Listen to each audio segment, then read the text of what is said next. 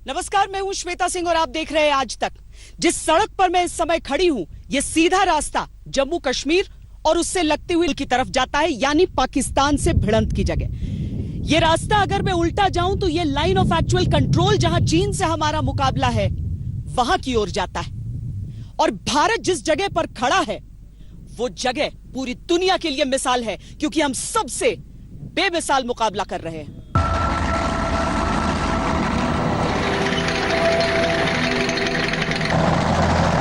भीष्म की गर्जना से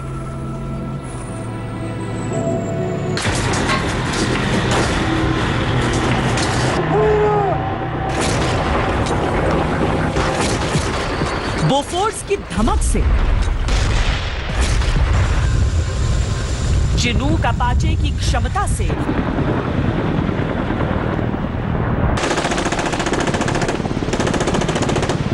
समुंदर में भारत की घेराबंदी से चिंता में है चीन। चीन गलवान के इलाके में थोड़ा पीछे गया है, तो चीन का मूवमेंट और मोबिलाइजेशन ऑफ ट्रुप्स को मद्देनजर रखते हुए शक होता है कि चीन की नीयत कुछ और है।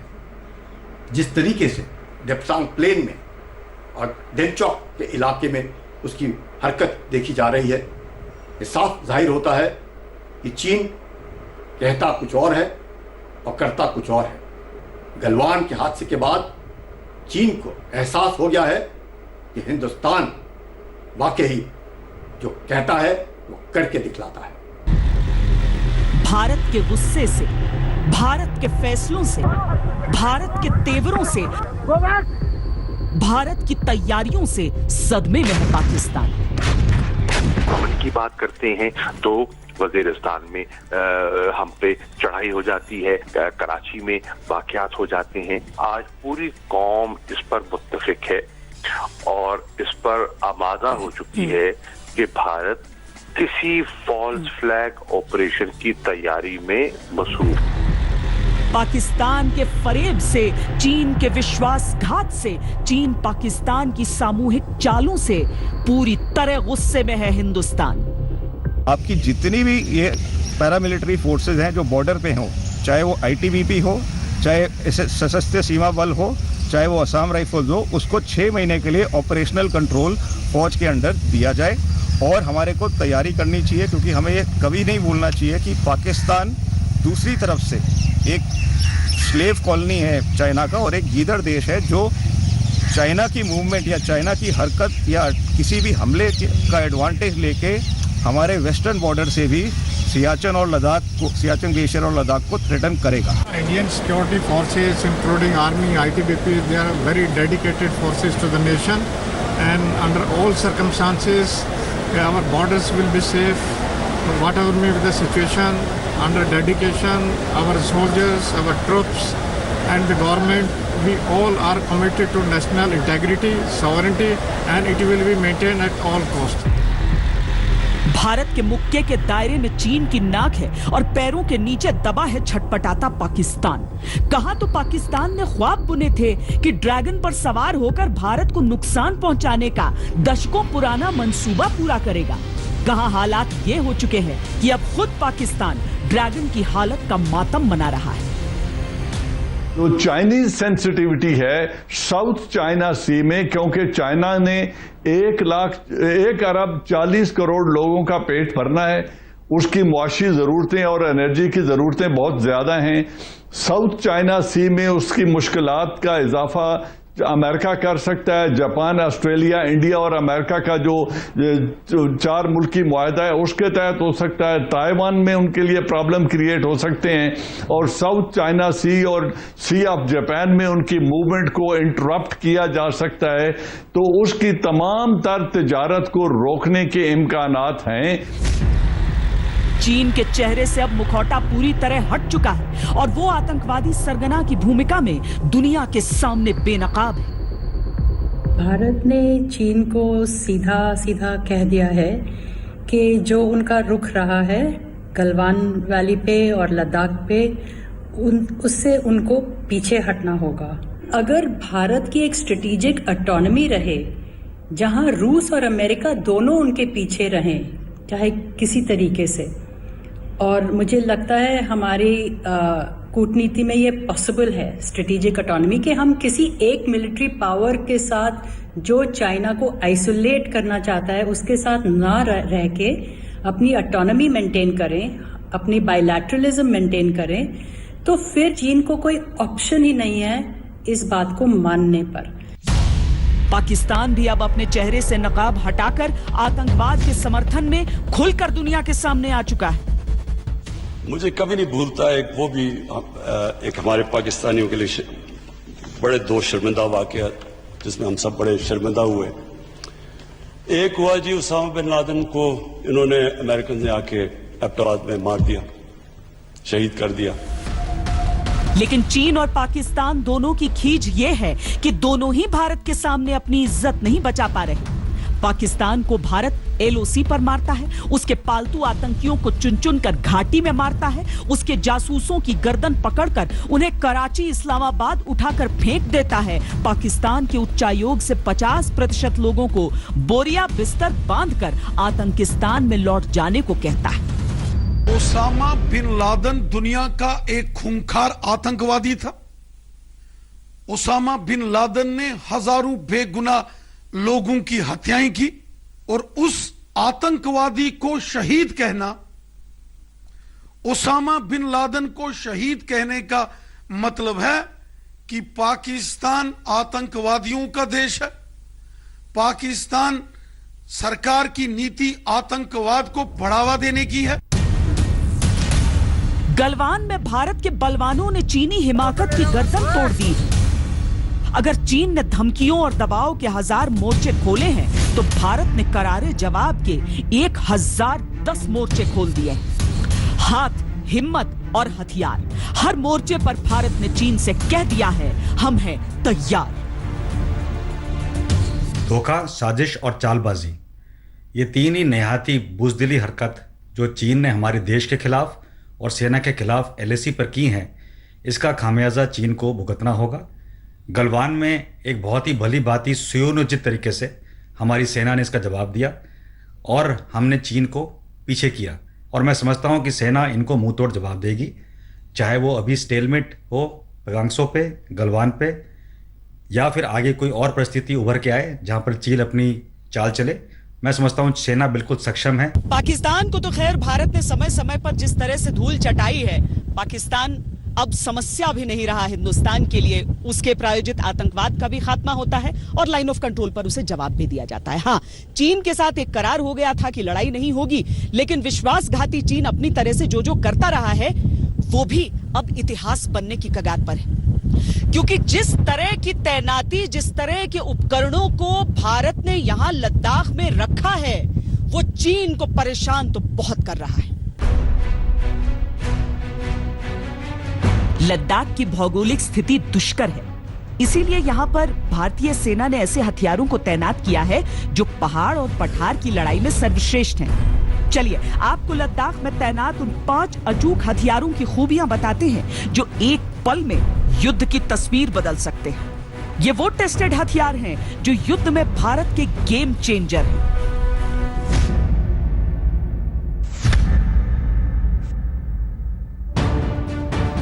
टैंकों का अलग ही रुतबा होता है, लोहे के इन योद्धाओं की ताकत ही अलग होती है। और T-90 यानी भीष्म तो भारत का महाबली है, जिसके एक वार से दुश्मन कैंप पे तबाही मच जाती है। इसका कवच अभेद्य है और निशाना अचूक।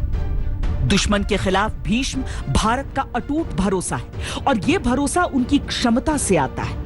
भीष्म को न परमाणु हथियार मार सकता है, न जैविक हथियार नुकसान पहुंचा सकता है, लेकिन इसकी सीमा में जो आएगा उसका बच पाना नामुमकिन है।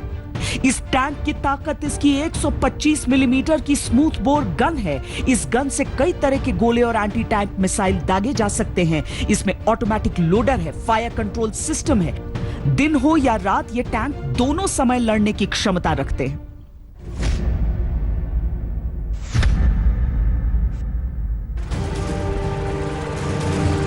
अपाचे दुनिया की सबसे उन्नत तकनीक वाले युद्धक हेलीकॉप्टर है। इनका इस्तेमाल अमेरिकी सेना करती है। ये मल्टी रोल कॉम्बैट हेलीकॉप्टर है। 280 किलोमीटर प्रति घंटा की रफ्तार से उड़ान भरने वाले इस हेलीकॉप्टर को डिजाइन की वजह से रेडार आसानी से नहीं पकड़ पाता।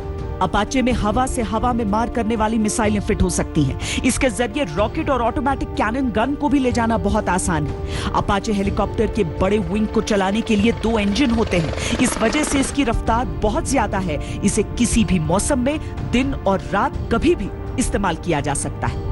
टारगेट चाहे रुका हुआ हो या चल रहा, अपाचे उसे पहचानने की क्षमता रखता है।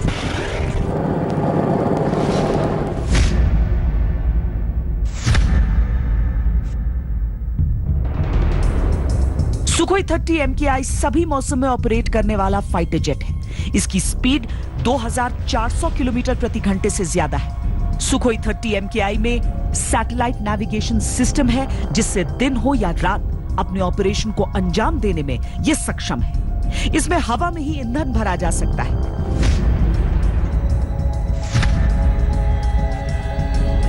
Mi-17 V5 हेलीकॉप्टर दुनिया के सबसे एडवांस्ड हेलीकॉप्टर्स में गिना जाता है।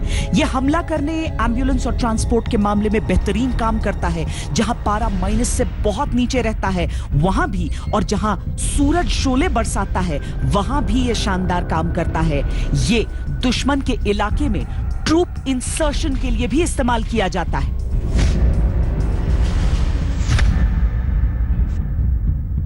ऊंचे और दुर्गम पहाड़ों की लड़ाई में तोपखाने की सबसे ज्यादा अहमियत होती है, क्योंकि ये एक पल में युद्ध की दिशा बदल देती है। भारत में जब भी जय जवान कहा जाता है तो साथ में जय किसान का नारा गूंजता है, लेकिन जय विज्ञान का नारा भी उतना ही जरूरी है। यहां पर हमारे भारत में विकसित आप वो हथियार देख सकते हैं जो दुश्मनों के पसीने छुड़ा देता है।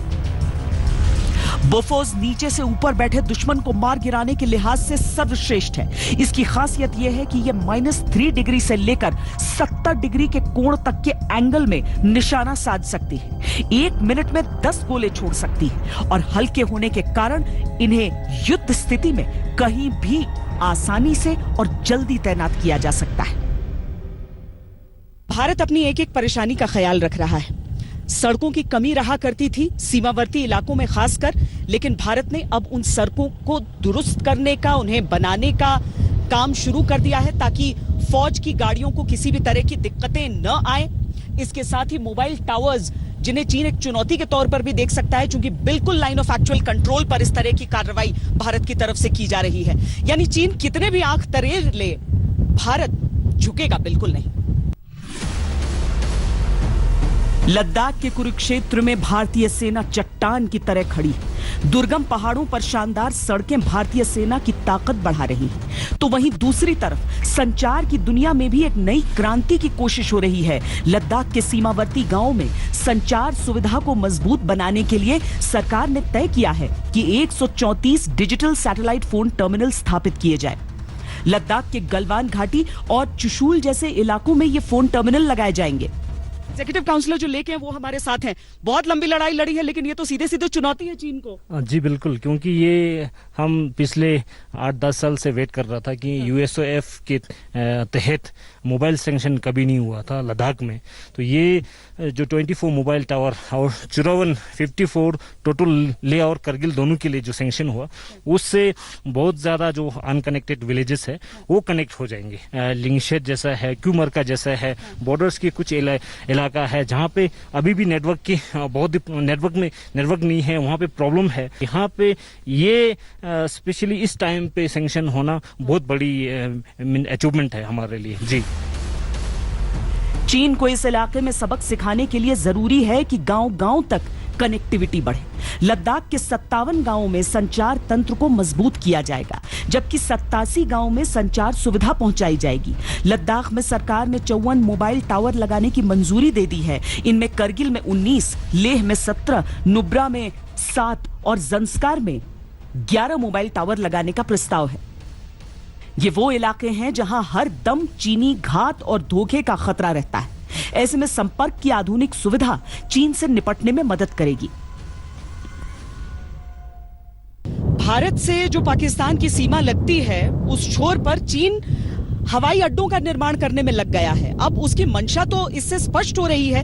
भारत ने भी वहां पर अपनी सतर्कता बढ़ा दी है, क्योंकि चीन का गुलाम है लगभग पाकिस्तान। उसके एक इशारे पर वो कुछ भी करने को तैयार हो जाएगा। भारत अपने किसी भी सरहद को अनप्रोटेक्टेड नहीं छोड़ सकता है।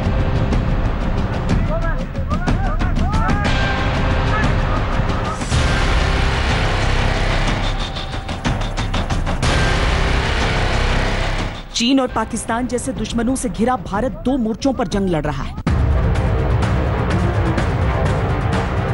एलएसी पर जहां भारतीय सेना चीनी सैनिकों को सबक सिखा रही है, वहीं एलओसी पर पाकिस्तान के सीज फायर उल्लंघन का जवाब दे रही है और घाटी में पाकिस्तान प्रायोजित आतंकियों को यमलोक पहुंचा रही है।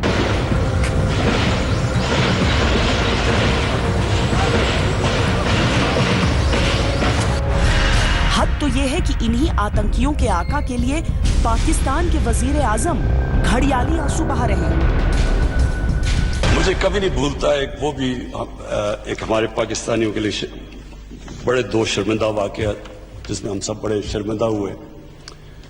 एक हुआ जी, उसामा बिन लादेन को इन्होंने अमेरिकन ने आके एबटाबाद में मार दिया, शहीद कर दिया। इमरान का बयान पाकिस्तान का डीएनए है, इस बात को दुनिया भी पहचान चुकी है। यही वजह है कि हाल ही में वैश्विक आतंकवाद पर खर्च होने वाले पैसे की वित्तीय निगरानी करने वाले संगठन FATF ने पाकिस्तान को ग्रे लिस्ट में बरकरार रखा है। सिर्फ इतना ही नहीं, पाकिस्तान के लिए कहा जा रहा है कि अगर वो नहीं सुधरा तो आजीवन ग्रे लिस्ट में रहेगा। पाकिस्तान कभी भी ब्लैक लिस्ट में भी डाला जा सकता है। बावजूद इसके पाकिस्तान सुधरने का नाम नहीं लेता।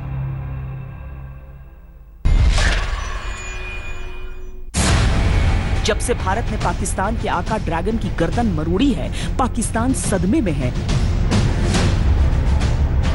इमरान के मंत्री तो इतना डर गए हैं कि उन्हें सपने में भारतीय सेना दिख रही है। हम अमन की बात करते हैं तो वजीरिस्तान में हम पे चढ़ाई हो जाती है, कराची में वाकयात हो जाते हैं। आज पूरी कौम इस पर मुत्तफिक है और इस पर आमादा हो चुकी है कि भारत किसी फॉल्स फ्लैग ऑपरेशन की तैयारी में मसरूफ है। पाकिस्तान के आतंक चरित्र की ये तस्वीरें कश्मीर की हैं। पाकिस्तान में पाले गए आतंकियों ने शुक्रवार को कश्मीर के बिजबहारा में CRPF की पेट्रोलिंग पार्टी पर हमला किया। इस हमले में एक जवान शहीद हो गए जबकि 3 घायल हुए। हमले में एक स्थानीय बच्चे की भी मौत हो गई। मतलब साफ है, पाकिस्तान सुधरेगा नहीं।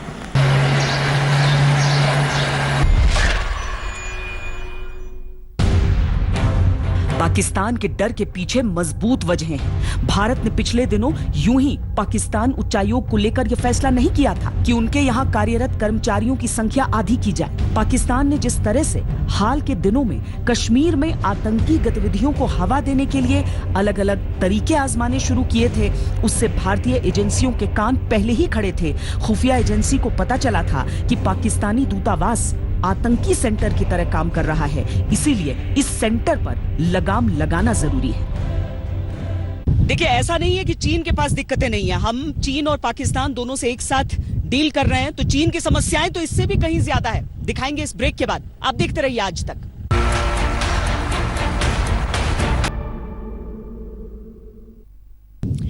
आज की तारीख में कोई भी देश अपने दुश्मन पर कितना भारी पड़ेगा वो 3 चीजों पर निर्भर करता है। पहला ये कि उसका अपने पड़ोस संबंध है, दूसरा ये कि उसके मित्र राष्ट्र कितने हैं, और तीसरा ये कि उसके अपने देश में कितनी शांति है, कितनी आंतरिक शांति है वहां पर। इन तीनों पैमानों पर चीन को तोलकर हम समझाते हैं कि भारत के सामने वो कहां ठहर रहा है।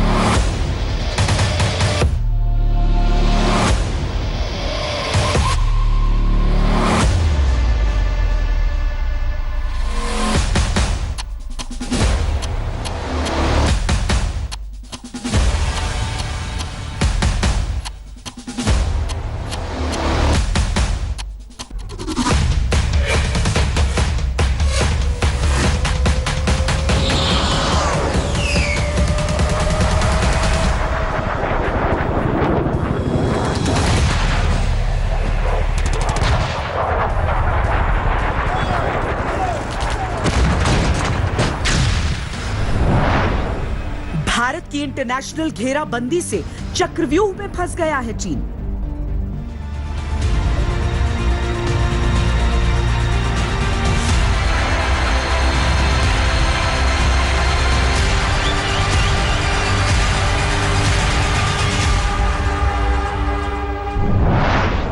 गलवान में भारतीय सैनिकों के साहस से टूट गया है चीनी सेना का मनोबल।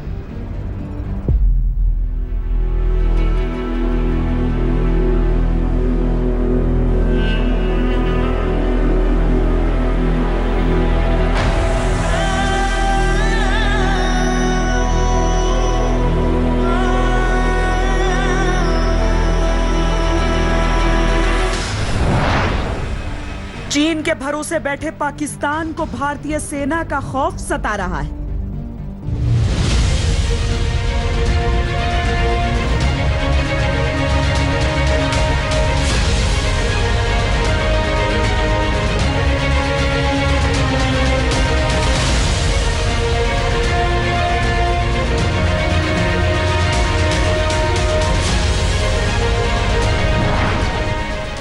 ड्रैगन को लद्दाख में वियतनाम वाली करारी हार का डर सता रहा है।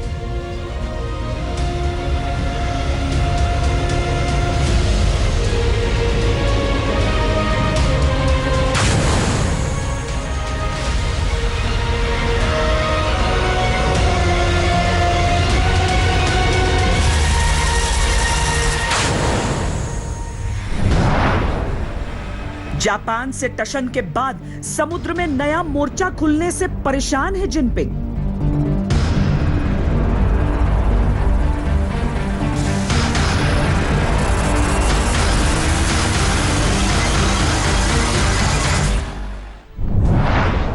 घबराए चीन को अब तिब्बत और शिनजियांग प्रांत में भी विद्रोह का डर सताने लगा है।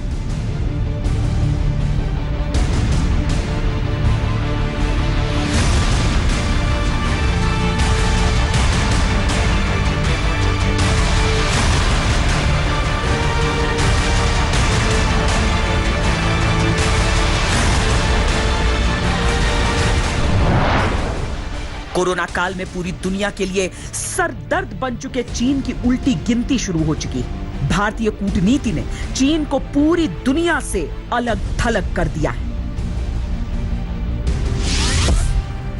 एक तरफ भारत के साथ America, Japan, Australia, Israel, European union में शामिल शक्तिशाली मित्र राष्ट्र हैं, तो वहीं दूसरी तरफ चीन के साथ कंगाल पाकिस्तान।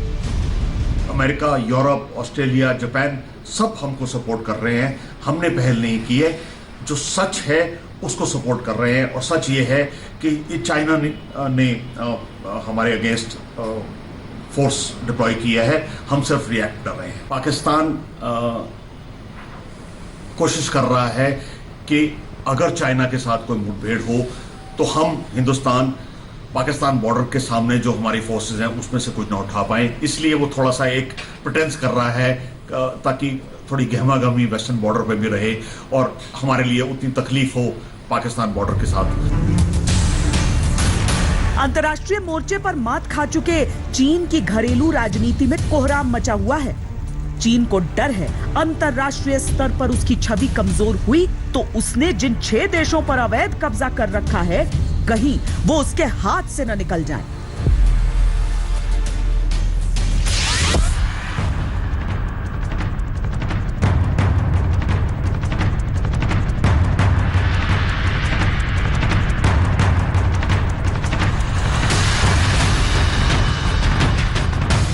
दुनिया जानती है कि चीन ने कैसे पड़ोसी देशों की जमीन हथियाकर खुद का विस्तार किया। चीन की हकीकत समझने के लिए आप इस मैप पर नजर डालिए।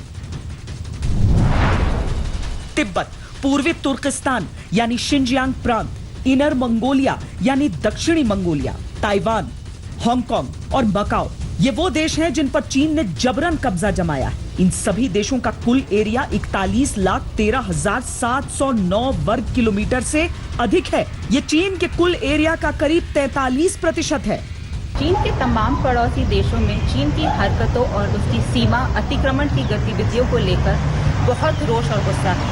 आज चीन की इन्हीं हरकतों से देश जैसे वियतनाम, इंडोनेशिया, जापान, ताइवान और भारत में बहुत गुस्सा है। ताइवान में तमाम एक्सपर्ट और जनसाधारण से बातचीत के बाद मुझे ये लगा यहाँ पर सिर्फ नाराज़गी ही नहीं, बदभय का माहौल है। हालांकि अभी तक कोई कॉमन पॉलिसी देशों के बीच में नहीं बनी है, बट मुझे लगता है आने वाले समय में एक कॉमन पॉलिसी की प्रबल संभावना।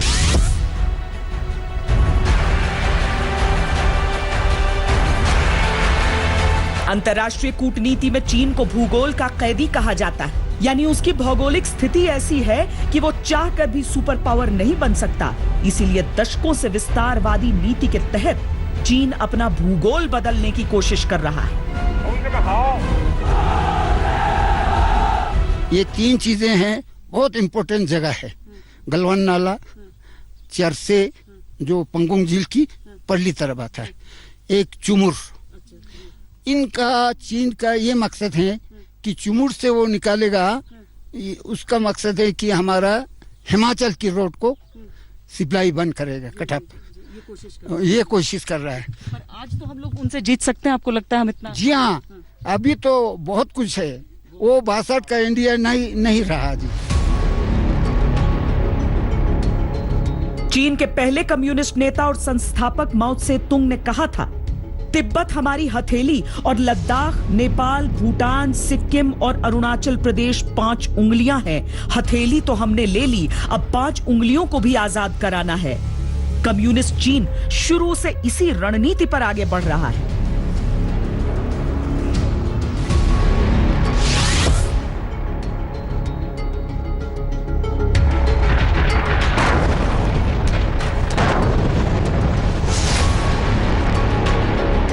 23 मई 1950 को चीन के हजारों सैनिकों ने तिब्बत पर हमला कर कब्जा कर लिया। तिब्बत चीन का दूसरा सबसे बड़ा प्रांत है, लेकिन यह जानना भी जरूरी है कि चीन की जान तिब्बत में क्यों कैद है। सैटेलाइट से ली गई चीन की इन तस्वीरों में पूर्वी चीन का यह हिस्सा आपको हरा भरा नजर आएगा। बाकी जगह या तो पहाड़ है, पठार है या फिर रेगिस्तान। चीन क्षेत्रफल के मामले में भले ही भारत से 3 गुना बड़ा है, लेकिन उसकी करीब 90% जनसंख्या पूर्वी चीन के इस हरे भरे इलाके में रहती है और उपजाऊ इलाके के लिए जिन नदियों से पानी आता है उसका स्रोत तिब्बत में है। यही वजह है कि चीन तिब्बत को किसी भी कीमत पर छोड़ना नहीं चाहता। इसीलिए पूरी दुनिया में कहीं भी तिब्बत का मुद्दा उठता है तो चीन की सांसें उखड़ने लगती हैं। भारत ने अगर चीन की इस दुखती रग पर हाथ रख दिया तो एक ही दांव से चीन चारों खाने चित्त हो जाएगा। तिब्बती लोग बौद्ध धर्म में विश्वास करते हैं, वहीं चीन जो है कम्युनिस्ट शासन पद्धति के तहत अपने को सेकुलर कहता है। पुराने जमाने में एक तरह से गुरु शिष्य का संबंध था चीन और तिब्बत को लेकर के, लेकिन चीन जो है इसको दूसरे रूप में तिब्बत को एक ट्रिब्यूटरी स्टेट मानता है, तो और अपना एक सुजनिटी जो है वो तिब्बत पे जताता रहा है। तो एक तरह का एक रस्साकसी चीन और तिब्बत के बीच हमेशा चलता रहा है। और जबकि भारत ने तिब्बत को चीन का एक अभिन्न अंग मान लिया है, इस पॉलिसी में कोई भी अगर चेंज आते हैं तो इसका बहुत ही दूरगामी प्रभाव होगा। इसलिए भारत सरकार को बहुत सोच समझ करके अपने स्थिति को, अपना जो पॉलिसी है उसमें विचार करना।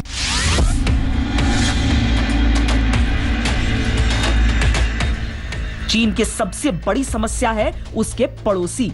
चीन की 14 पड़ोसी देशों से सीमाएं लगती हैं। इन 14 देशों में 3 देश हैं, म्यांमार, लाओस और वियतनाम। चीन के दक्षिणी पश्चिमी भाग में स्थित ये देश चीन के लिए बहुत बड़ी चुनौती है। 1979 के युद्ध में वियतनाम ने जहां चीन को बुरी तरह से हरा दिया था, वहीं 1960 के दशक में म्यांमार के साथ भी उसकी एक झड़प हो चुकी है। इस झड़प में चीन के कई सैनिक मारे गए थे। इसके बाद ही चीन और म्यांमार के बीच सीमा को लेकर सहमति बनी। 79 में चाइना ने वियतनाम के ऊपर अटैक किया क्योंकि वियतनाम कंबोडिया में कब्जा कर चुका था, लेकिन Vietnamese forces general Vo Giap के अंडर इतनी सशक्त थी, इतनी एक्सपीरियंस थी कि उन्होंने थोड़े ही दिन में चाइनीज आर्मी के दांत खट्टे कर दिए और लिमिटेड टाइम के बाद चाइना की फोर्सेस ने अपने को डिक्लेयर करके विक्टोरियस के एम अचीव हो गया और उन्होंने विड्रॉ कर लिया, क्योंकि उन्होंने रियलाइज कर लिया था कि वियतनाम आर्मी के साथ वो मुकाबला नहीं कर सकते। म्यांमार, लाओस और वियतनाम, इन 3 देशों की आर्मी अगर जोड़ दी जाए तो वो करीब करीब 10 लाख है और चीन की जो आर्मी है वो करीब 25 लाख। इन तीनों ही देश से चीन का सीमा विवाद है, इसीलिए भारत से युद्ध के हालात में वो चाहकर भी अपनी पूरी सेना यहां से नहीं हटा सकता। इसी तरह से नॉर्थ कोरिया, रूस, Mongolia, Kazakhstan, Kyrgyzstan, Tajikistan, Afghanistan, Bhutan border पर भी चीन ने बड़ी संख्या में सैनिक तैनात कर रखे हैं। साथ ही दक्षिणी चीन सागर में भी उसके Indonesia, Philippines, Vietnam, Malaysia, Taiwan और ब्रुनेई जैसे देशों से सीमा को लेकर विवाद है। यहां चीन की सेना बड़ी संख्या में तैनात है, जिन्हें हटाना चीन के लिए खतरे से खाली नहीं। मोटा मोटा अनुमान है कि भारत के साथ युद्ध के हालात में चीन मोर्चे पर एक बार में 2.5 से 3 लाख से अधिक सैनिक नहीं उतार सकता, जबकि भारत को सिर्फ 2 मोर्चों पर पाकिस्तान और चीन से लड़ाई लड़नी है। देखिए, हम ये कहते हैं हमेशा कि चाइना के पास इतने हजार टैंक है, इतने हजार गन्स है, इतनी हजार एयरक्राफ्ट है, हमारे पास इतने 100 है करीब, लेकिन वो पूरी एक जो ताकत है, अगर उसके पास 3000 गन्स है तो क्या 3000 गन वो एक जगह ला सकता है? लेकिन वो कितनी लाएगा? 10 लाएगा, 20 लाएगा, 30 लाएगा, 40 लाएगा, 50 लाएगा, 100 लाएगा। 100 गन तो हमारे पास भी है ना। हमारे पास सोल्जर उसके 2.3 लाख की मिलियन की आर्मी है, हमारी उससे 1 मिलियन कम है, लेकिन यह पूरी 2.3 मिलियन एक जगह ले आएगा? वो 1 ब्रिगेड लाएगा, 2 ब्रिगेड लाएगा, क्या हमारे पास 1-2 ब्रिगेड नहीं है? चीन के अनगिनत दुश्मन है, सबसे दुश्मनी मोल ली है उसने। जमीन पर उसके दुश्मन है तो समुद्री दुश्मन भी उसके कम नहीं है। हम आपको यह भी बताते हैं कि चीन पर टूट का खतरा क्यों मंडरा रहा है। चीन का एक प्रांत है शिनजियांग, पहले यह तुर्किस्तान का हिस्सा था। चीन ने 1949 में इस पर कब्जा कर लिया। यहां की कुल आबादी में 45% उइगर मुस्लिम हैं, जबकि 40% हान चीनी। उइगर लोग हान कल्चर से बिल्कुल अलग हैं। ये लोग लगातार चीन से अलग होने की मांग कर रहे हैं। यही कारण है कि चीन उइगरों पर अत्याचार करता रहा है। इसके पीछे वजह है सिल्क रूट। चीनी व्यापार के लिए यह सिल्क रूट बहुत महत्वपूर्ण है। यह रूट शिनजियांग प्रांत से होकर गुजरता है। शिनजियांग चीन के पश्चिमी सीमा पर बसा हुआ एक प्रदेश है, जहां उइगुर इथनिक लोग निवास करते हैं जो कि मुस्लिम धर्म को मानते हैं। हाल में ही वहाँ पर जो है एक तरह का एक सेपरेटिज्म आया है, जो अपने को ईस्ट तुर्कमेनिस्तान को लेकर के अपने शिनजियांग जो है उसको एक अलग प्रदेश बनाने की कवायद शुरू हुई है। चीन इसको लेकर बहुत ही सेंसिटिव है और यहाँ एक तरह से एक रिलीजियस उग्रवाद भी पनपा है वहाँ पर, जो जिसको लेकर के चीन सरकार ने बहुत ही सख्ती से कार्रवाई की है।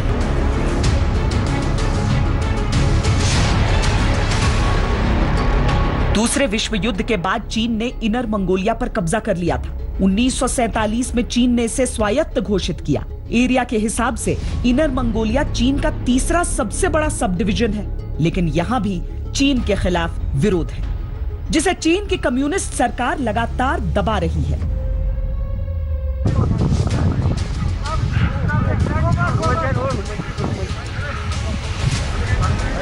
लद्दाख में भारत के साथ उलझे चीन को भारत के मित्र जापान ने समुंदर में खदेड़ दिया। चीन और जापान में पूर्वी चीन सागर में स्थित द्वीपों को लेकर विवाद है। दोनों देश इन निर्जन द्वीपों पर अपना दावा करते हैं, जिन्हें जापान ने सेनकाकू और चीन में डियाओस के नाम से जाना जाता है। पिछले दिनों जापान ने इस द्वीप की प्रशासनिक स्थिति बदल दी, जिसके बाद चीन ने विरोध जताते हुए अपने तट रक्षक जहाजों को जापान की ओर भेज दिया, लेकिन चीन को लेने के देने पड़ गए। जापान ने चीन के जहाजों को खदेड़ दिया। इसके बाद से चीन और जापान में तनाव चरम पर पहुंच गया। एक छोटे से ब्रेक के लिए रुक रहे हैं। ब्रेक के बाद आपको बताएंगे कि चीन के सुपर पावर बनने की ख्वाहिश क्यों उसे ले डूबेगी। देखते रहिए आज तक।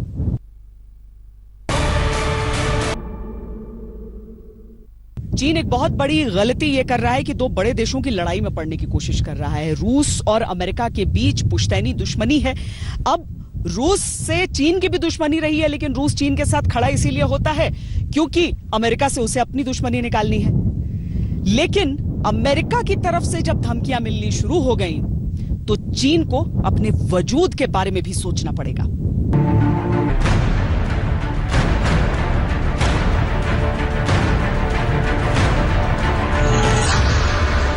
अमेरिका ने एशिया की ओर भेजे जंगी जहाज। अमेरिका यूरोप से हटाकर एशिया भेज रहा सेना। भारत से चीन भिड़ा तो अब उसका होगा गेम एंड।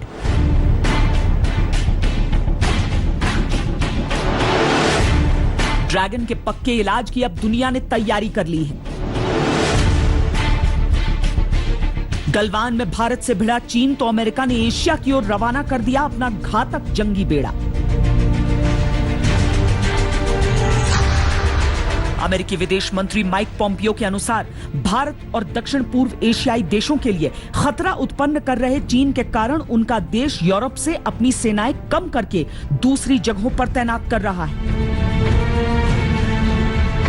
पोम्पियो ने ब्रसेल्स फोरम में अपने एक वर्चुअल संबोधन के दौरान चीन को भारत और दक्षिण पूर्व एशिया के लिए बड़ा खतरा बताया। अमेरिका का मानना है कि चीनी हरकत से भारत, वियतनाम, मलेशिया, इंडोनेशिया और दक्षिण चीन सागर के इर्द गिर्द खतरा उत्पन्न हो गया है।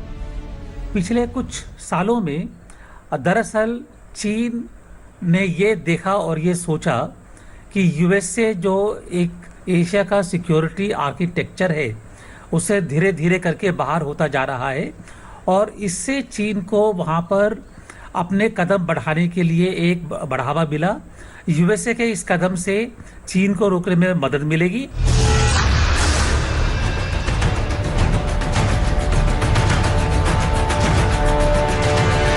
एक तरफ अमेरिका खुलकर भारत के साथ आ गया है तो दूसरी तरफ परंपरागत मित्र रूस से भी डील पक्की हो गई। भारत और रशिया का एक special and privileged strategic partnership वाला रिलेशनशिप है। हमारा डिफेंस रिलेशनशिप इसका एक महत्वपूर्ण पिलर है। मुझे भरोसा दिलाया गया है कि ऑनगोइंग कॉन्टैक्ट्स को मेंटेन किया जाएगा और न केवल मेंटेन किया जाएगा बल्कि उनको और तेजी से कम समय में पूरा भी किया जाएगा।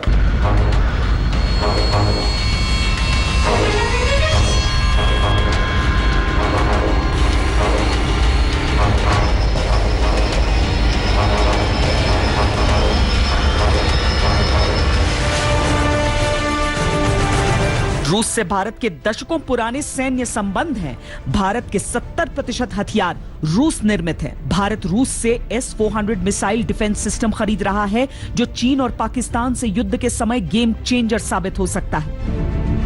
ऐसे में जब भारत के लिए चीन बड़ी चुनौती बन गया है तो रूस के रुख पर बहुत कुछ निर्भर करेगा क्योंकि अमेरिका पहले से ही भारत के साथ है। अगर रूस भी खुलकर भारत के साथ आता है तो चीन की कोई भी गलती उसे बहुत महंगी पड़ सकती है। इतना ही। बाखरचो और कैमरा पर्सन सैयद मोहसिन के साथ मुझे दीजिए इजाजत। देश और दुनिया की बाकी खबरों के लिए आप देखते रहिए आज तक। नमस्कार, मैं हूं अंजना ओम कश्यप। हमें उम्मीद है ये वीडियो आपको पसंद आया होगा। लेटेस्ट खबरों के लिए यूं ही देखते रहिए आज तक और इस वीडियो के पसंद आने पर लाइक, शेयर एंड सब्सक्राइब करना ना भूलें।